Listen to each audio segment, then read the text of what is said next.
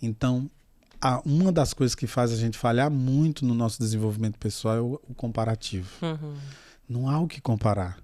Estamos nós três aqui nessa mesa discutindo a experiência completamente individual, incompartilhável e única do Braulinho, da Nathalie, da Karina.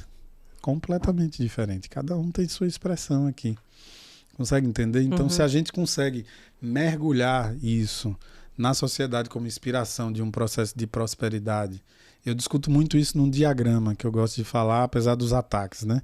Que é o diagrama dos 7 pecados capitais, que você entra pelos pecados que são instâncias de comportamento universais e sai pelas virtudes. Vou dar um exemplo só e prometo que se vocês me convidarem de novo eu volto para falar só disso. Eu adoro esse assunto.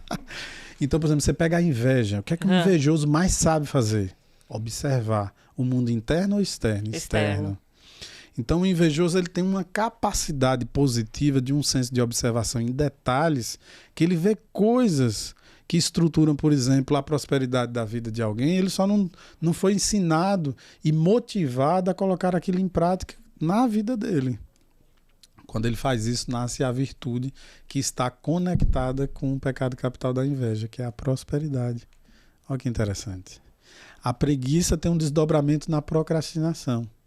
E o contrário seria a produtividade. E a criatividade. Exatamente.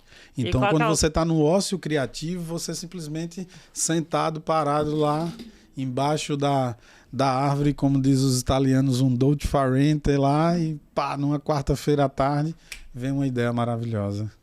Que você consegue resolver algo que estava enganchado muito antes. Soberba, né? Tem também como pecado capital. A soberba é o desdobramento do orgulho e da vaidade.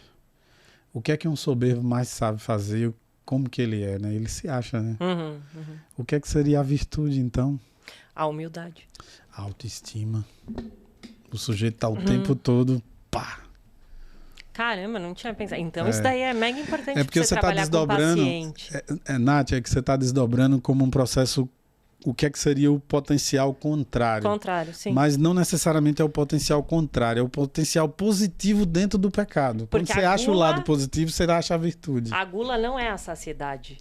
Não. Não? A gula tem um ABCD. Vou começar de baixo para cima porque o A é o grande pá, é a cereja do bolo.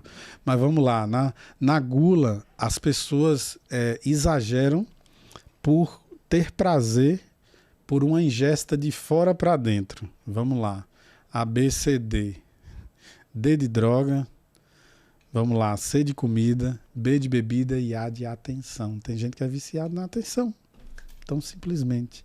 Agora você pega um casal, por exemplo, o sujeito tem gula por atenção. Daí eu tenho que anotar, meu. A pessoa tem gula por atenção, ocupa o lugar de amar mais.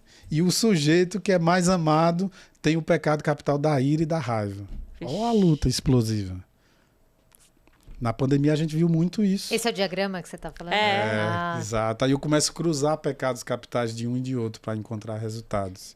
E aí a gente mapeia a cabeça de ambos quando há essa oportunidade e mostra descargas. Por exemplo, o sujeito que sofre de um pecado capital, que a gente vai fazendo a leitura clínica, que está inclinado, por exemplo, para raiva, para ira, são sujeitos que têm lá no sistema límbico descargas elétricas isso é incrível. Que simplesmente não tem freio. O cara está na impulsividade. Então, se ele não tiver controle sobre aquilo ali... Isso é muito legal, porque pensa...